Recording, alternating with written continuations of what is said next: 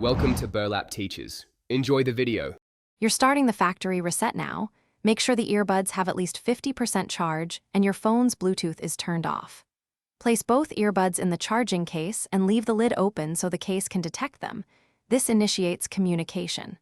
Once done, confirm the earbuds' LEDs are showing a steady or blinking state indicating power. You want a stable power state. That prevents interruptions during reset. Keep your phone close but do not attempt pairing yet, because pairing will block the reset signals. Now perform the actual reset. Press and hold the case button for 10 seconds until you see the LEDs flash white or amber. This clears stored pairings.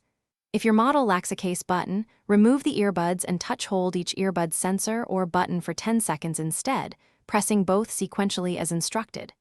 You're aiming for a distinct LED change, white or amber flashes, because that confirms the firmware accepted the command. Once you see that pattern, release and wait a few seconds for the device to finalize settings. Finish by closing the case lid for 5 seconds, then reopen and enable your phone's Bluetooth to pair as a fresh device. You should see the earbuds as new.